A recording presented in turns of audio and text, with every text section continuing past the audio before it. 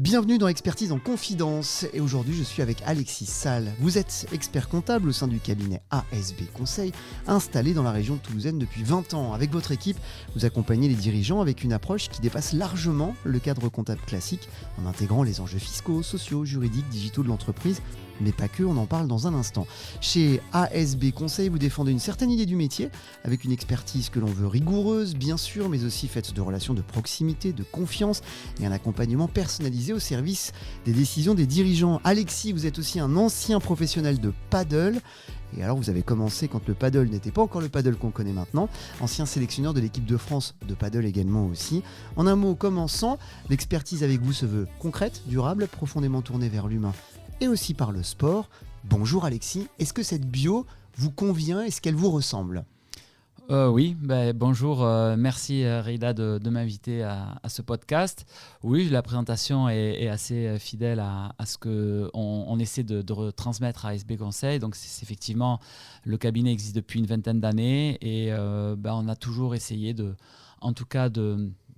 au service de nos clients, mais en respectant un ADN du cabinet proche de nos salariés. Et puis effectivement, tu as parlé du sport, c'est quelque chose qui nous touche. Mon associé est également très sportif et on a maintenant depuis 3 ans 2 jeunes associés pour un petit peu dynamiser notre cabinet et qui viennent elles aussi de carrière sportive. Donc un bon résumé. L'approche de ce métier, avant de parler du sport et de la manière dont ça peut influencer votre approche du métier, comment vous êtes retrouvé à naviguer dans ces métiers du chiffre et de l'expertise comptable? Est-ce que c'était une passion pour le chiffre? Est-ce que votre environnement vous y a conduit? Comment vous êtes arrivé là? Parce qu'on arrive rarement par hasard dans les métiers du chiffre. Alors moi, c'est vrai que j'ai toujours aimé les chiffres. J'étais plutôt très bon en calcul mental. Ma maman est professeure de maths. Donc je pense que j'avais des prédispositions quand même sur les chiffres. Donc voilà, j'ai toujours aimé les chiffres. Et c'est vrai qu'en première, j'ai un oncle qui est expert comptable, qui était à Chambéry. Puis je suis allé passer quelques jours avec lui. Il m'a montré, m'a présenté un petit peu le métier. On a fait quelques déjeuners que j'ai trouvé sympa. J'ai trouvé son métier finalement assez fun. Contrairement à l'image qu'on pouvait avoir, lui, il était tout le temps en clientèle. Donc voilà, on a passé 3-4 jours ensemble. Après, on est allé skier quelques jours à Tignes. Et puis voilà, mon oncle, c'était aussi un passionné de sport. Et j'ai toujours vu mêler son travail, le sport. Et je pense que ça a fait sens. Et je suis rentré et j'ai dit à mes parents, voilà, je vais être expert comptable. Ancien professionnel de paddle, mais dans la fin des années 90, début 2000, là où le paddle ne connaissait pas le succès qu'on lui connaît maintenant, à raison sans doute, puisque le paddle permet aussi de développer grandement ses réseaux d'affaires, et on en parlera peut-être ensemble. Comment vous avez trouvé le temps de mener de front des études relativement longues pour l'expertise comptable et l'exigence d'un sport de haut niveau comme le paddle? Alors moi, j'ai découvert le paddle, donc je viens du tennis, j'ai fait énormément de tennis jeune, j'ai découvert le paddle à l'âge de 22 ans. Et j'avais terminé mes études. Donc, je revenais à Toulouse pour faire mon stage d'expertise comptable. Et bon, je n'avais pas d'enfant à l'époque, donc c'était quand même assez facile d'allier une pratique du sport tous les jours, puisque je m'entraînais tous les jours, et de faire aussi, de démarrer mon stage d'expertise comptable. Donc ça, ça m'a permis d'atteindre un très bon niveau, donc effectivement de pouvoir jouer en équipe de France pendant de longues années, tout en pratiquant mon métier. Après, la difficulté, ça a plus été quand j'ai eu une vie de famille, puisque j'ai 3 enfants. Donc, de mêler effectivement ma vie professionnelle avec la création d'un cabinet qui prend quand même beaucoup de temps, mon rôle de papa, et puis aussi de continuer ma passion qui était quand même très exigeante en termes d'entraînement. Donc, effectivement, ça m'a demandé beaucoup d'organisation, mais ça m'a apporté aussi énormément de choses dans un sens comme dans un autre, parce que le sport m'a beaucoup appris pour mon métier et inversement. Transition toute trouvée. De quelle manière, je sais que cette question elle est très très large, de quelle manière le sport en règle générale vous a permis d'alimenter votre vision du métier? Est-ce que c'est par l'exigence? Est-ce que c'est par le sens du sacrifice, du devoir, la rigueur ou la créativité aussi de votre jeu de raquette? Dans quelle mesure cela vous a influencé dans la pratique du métier?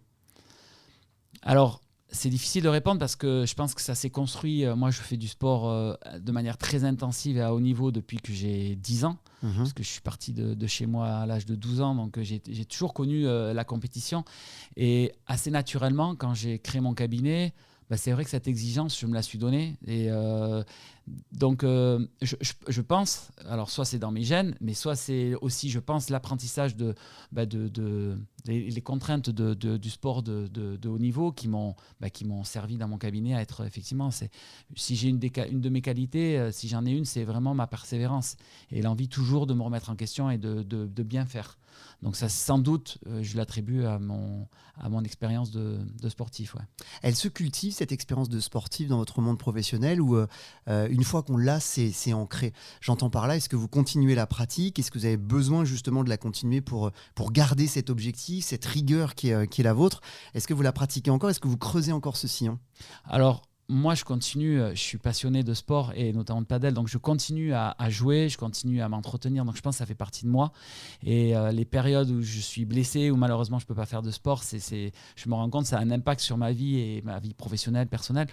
Donc j'en ai besoin. Après, le cultiver, oui, je crois que de toute façon, moi j'ai besoin de me challenger, donc que ça soit à travers le sport ou à travers mon activité professionnelle finalement. Je ressens toujours le besoin de me mettre en question et de me projeter. Vous êtes expert comptable, mais le métier de l'expertise comptable va bien plus loin maintenant. On n'est pas simplement dans la déclaration de TVA, on est aussi dans l'accompagnement stratégique des entreprises aussi, dans le juridique parfois aussi, dans la capacité à pouvoir avoir des investissements qui sont idéaux. Enfin, il y a un vrai accompagnement stratégique. Comment vous expliquez justement que le paddle séduit autant les entrepreneurs à travers des clubs de rencontres, du réseautage et notamment autour de métiers du chiffre ou de l'entrepreneuriat au sens large? Est-ce que c'est propre à ces disciplines à proprement parler ou c'est le sport qui permet de fédérer? Alors, je pense que c'est quand même le sport qui permet de fédérer dans le sens où d'abord le padel c'est un sport qui est très accessible. Donc en soi on peut, nous tous les 2 ans avec le cabinet on organise une journée pour nos clients et donc on passe la journée à jouer puis après il y a un moment de convivialité autour d'un verre. Mais c'est vrai que j'ai des clients qui me disent non mais j'ai jamais joué. Je dis mais c'est pas grave justement, venez essayer et donc et ils se ressortent tous avec la banane. C'est accessible. Donc ça c'est la grande force du sport. Je viens du tennis, je fais la même chose au tennis, je peux pas le faire.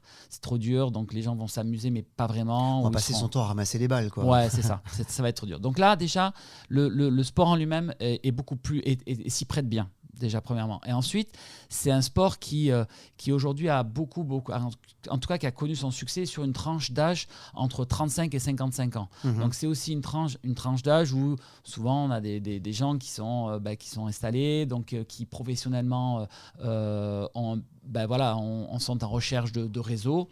Donc voilà, on a ce cumul d'un sport accessible avec une tranche d'âge qui correspond aussi à ça. Puis après, il y a l'effet mode. Hein. C'est vrai que l'effet mode, on a eu la chance d'avoir des stars du football, de tous les sports finalement qui sont mis énormément d'anciens sportifs de haut niveau. Je pense aux frères Karabatic par exemple qui se sont lancés à corps perdu dans le paddle. Zidane a beaucoup joué aussi. Ouais, Zidane, il a créé des complexes de paddle avec Provence. Alors, en plus, c'est grâce à l'Espagne, parce que c'est un sport qui est culturellement en Espagne est très bien installé. Ouais. C'est ça. Donc il y a beaucoup de sportifs de très haut niveau qui sont connus. Il y a Tony Parker aussi qui a investi dans le padel. Donc on pourra en nommer peut-être une vingtaine, Neymar. Il y a donc beaucoup de sportifs, de stars qui ont joué au padel. Donc forcément ça a été repris un petit peu dans les réseaux et donc ça a attiré. Et puis après c'est vrai que nous en France on a eu la chance aussi que la Fédération française de tennis reprenne le padel en 2005 et c'est vrai que ça a été aussi structurant. C'est structurant, c'est un gros paquebot. On a même si ça a pris un peu de temps, mais c'est très structurant et ça a aussi rassuré les investisseurs. Donc on a beaucoup d'investisseurs qui ont fait le pari de créer des clubs de padel. Donc ça a fait un petit peu monter le sport en France de manière assez qualitative sur des centres quand même des beaux centres avec un petit peu le tout inclus, c'est-à-dire que on va jouer au padel, mais aussi on vient dans un espace de loisirs avec un bar, un restaurant, des salles de fitness. Il y a même des endroits où on peut se faire soigner, où il y a des kinés. Voilà. Donc c'est une offre qui répondait bien à un besoin aujourd'hui et avec beaucoup de convivialité. Je raccroche un petit peu les wagons au métier du chiffre, petite montée au filet. C'est un sport de raquette qui est quand même en un sens assez tactique, avec ces balles qui rebondissent comme ça sur le mur pour ceux qui ne connaissent pas forcément le paddle. Est-ce que ça a favorisé la pratique du paddle vos capacités à prendre la bonne décision au bon moment. Il faut réagir vite en équipe quand on joue en double au paddle. Est-ce que ça a permis de forger en vous un expert comptable, un accompagnant d'entreprise avec cette capacité de pouvoir prendre la bonne décision au bon moment? Vous pensez que ça a cultivé cette notion-là? Alors, le padel, je ne sais pas, mais le sport, en tout cas, oui, je suis persuadé que quand on fait du sport à un certain niveau, ben, forcément, ça nous aide à déjà avoir confiance en soi. Donc, quand on prend une décision, ben, il faut être convaincant. Donc, je pense que oui, le sport déjà l'aide. Le padel, c'est vrai, tu l'as dit, c'est un sport d'équipe, c'est un sport à deux, donc il faut savoir communiquer. Donc, sans doute, ça a dû m'aider un petit peu, je pense, dans ma vie professionnelle. L'expertise comptable, aujourd'hui, au moment où on se parle, en 2026, premier trimestre 2026, qu'est-ce que vous pourriez nous dire du métier? Est-ce qu'on est entre deux? Est-ce qu'on est à la jonction? Est-ce qu'on a déjà opéré une transition? Au moment où on se parle, la facture électronique est dans tous les tuyaux, elle arrive, l'intelligence artificielle grandit de jour en jour, pour ne pas dire d'heure en heure. Sur le moment où notre conversation pourrait se retourner, on verrait qu'il y a des nouvelles technologies. Comment vous le qualifiez, ce métier, en ce moment, à l'heure actuelle et à l'instant T? Alors oui, on vit un vrai virage de la profession, ça c'est certain. Après, les choses, elles se font aussi. La facture électronique, ça fait déjà 3 ans qu'on sait que ça va arriver, donc on a le temps quand même de se structurer. Notre métier ne va pas changer du jour au lendemain. Maintenant, il faut avoir conscience que les outils progressent. Après, il faut le voir comme une opportunité. Je pense que ces outils, ça peut nous faire gagner du temps dans la production sur des tâches à pas forte valeur ajoutée. Par contre, notre enjeu, c'est de transformer ce temps-là sur de l'accompagnement auprès de nos clients. Donc, à nous de nous réinventer un petit peu et d'avoir conscience de cette opportunité qu'on a. Voilà, moi je suis assez confiant sur notre métier parce qu'en fait on se rend compte que souvent on n'a pas assez de temps avec nos clients, c'est-à-dire qu'on est pris par nos tâches un petit peu de tous les jours et nos clients finalement ils sont assez friands, je veux dire d'avoir notre accompagnement, de pouvoir, le client il est content de pouvoir partager ses soucis avec un expert comptable. Donc je pense qu'on aura des tas d'opportunités pour être auprès de nos clients et continuer à exister et être un acteur de confiance auprès des entreprises. Oui, clairement, vous voyez ça, vous, comme une vraie opportunité. Il n'y a pas de danger. Je ne sens pas, en tout cas dans votre discours, de la peur ou quelque chose qui pourrait vous effrayer. Ah non, vraiment pas. Après, il faut par contre en avoir conscience. Donc, c'est sûr qu'il va falloir se retrousser les manches, former nos équipes et ça va pas être simple. Mais honnêtement, non, ça m'inquiète pas. Ça m'inquiète pas parce qu'il y a des tas de choses quand moi je discute avec mes clients où finalement, s'ils pouvaient nous voir un petit peu plus, s'ils pouvaient s'appuyer un petit peu plus sur nous, sur d'autres tâches, ils le feraient. Donc, c'est souvent par manque de temps qu'on a du mal à accompagner comme on voudrait nos clients. Donc ce temps, on doit le récupérer, donc à nous de le mettre à profit. Donc moi, ça ne m'inquiète pas, non. Ça va permettre de renforcer aussi les rapports humains, d'être moins mécanique, moins froid dans la présentation d'un bilan comptable. Par exemple, ça prenait du temps de faire la plaquette. Là, maintenant, ça va être un peu plus rapide, aidé par des outils de mise en page, par exemple, aussi. Donc ça va, à votre sens, renforcer nos qualités humaines au sens large du terme? Alors ça, c'est une excellente question parce que je pense qu'il y a peut-être deux visions. L'intelligence artificielle, on peut avoir la crainte qu'au contraire, du coup, on n'a plus le contact client parce que finalement, moi j'ai connu l'époque où le client il venait apporter ses papiers tous les mois pour faire la TVA, pour les bulletins de paye. Bien sûr. Aujourd'hui, tout se fait derrière un écran. Donc quelque part, l'intelligence artificielle va être un élément de plus pour nous couper du client. Sans compter qu'aujourd'hui, le client, quand il a besoin d'une information, qu'est-ce qu'il va faire ? Maintenant, avant, il nous appelait, il appelait le cabinet. Aujourd'hui, il va prendre son téléphone, il va faire l'intelligence artificielle et il pense en tout cas avoir sa réponse. Et donc peut-être qu'il va plus nous appeler.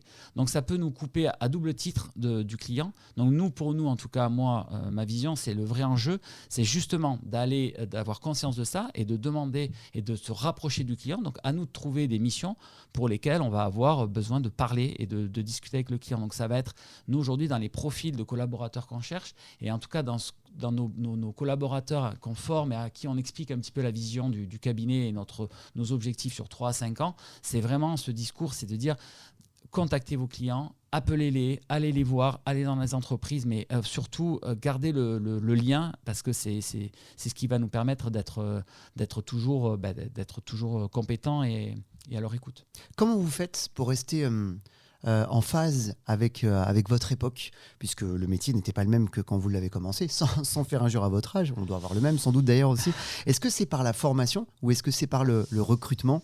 Je crois avoir, dans cette question, il y a quelques éléments de réponse déjà. Ouais, alors c'est un peu les deux. Nous, effectivement, hein, moi j'ai connu, alors j'ai pas connu le bulletin de salaire où on écrivait, qu'on le faisait au papier, mais ça s'est joué à un an près. Hein, D'accord, ouais. donc effectivement, je viens de, ça date. Nous, le choix qu'on a fait au cabinet, c'est il y a 3 ans, c'est d'intégrer, d'associer 3 jeunes femmes qui étaient des salariés au cabinet depuis un certain nombre d'années, pour justement nous redonner de l'oxygène, pour pouvoir nous se détacher du temps, lâcher un peu de production pour justement réfléchir à tous ces enjeux stratégiques. Donc déjà, nous, ça a été la première chose, c'est on a bien conscience que moi j'ai 52 ans, après 20 ans de vraiment d'un gros travail, on n'a pas forcément l'énergie qu'on avait quand on avait 30 ans. Donc on se renforce, on associe des jeunes. Je trouve que en tout cas nous, c'est quelque chose qui marche très bien. Et déjà, ça c'est la première chose, pour se donner du temps, pour réfléchir, pour se former, assister à des conférences. Et aujourd'hui, il y a plein de webinaires, il y a plein de choses. L'ordre est très actif sur le sujet, donc on a vraiment beaucoup de sources d'informations. Ça, c'est la première chose. Donc, c'est de se donner le temps.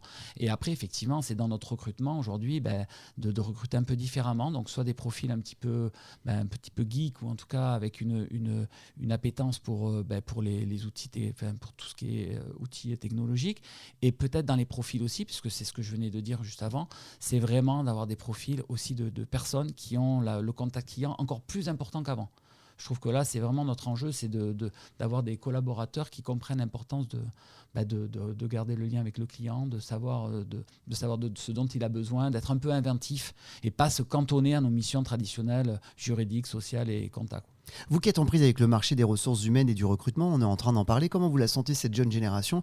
Est-ce que vous la sentez au fait de ces évolutions technologiques, ou est-ce que vous voyez aussi apparaître une nouvelle génération de futurs experts comptables, experts et expertes comptables, ou en tous les cas de professionnels du chiffre, qui sont plus attirés par la profession, justement parce qu'il y a des outils technologiques qui permettent de se séparer un petit peu de cette partie un peu rébarbative, un petit peu ennuyeuse, pour pas dire tout simplement chiante, et cela permet d'opérer une sorte de renouvellement un peu des profils. Comment vous le percevez, vous? Oui, c'est vrai qu'on a en tout cas, on voit des profils assez différents.